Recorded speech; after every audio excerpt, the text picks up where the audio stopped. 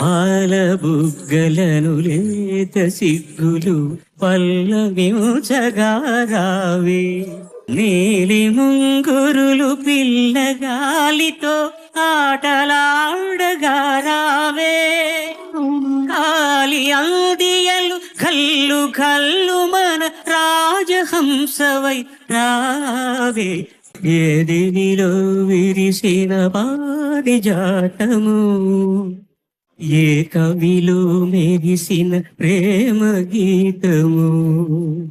నిదుర మబ్బులను మెరుపు తీగవై అలలు రేపినది నీవే. బ్రతుకు వీణపై ప్రణయ రాగమును ఆలపించినది నీవే.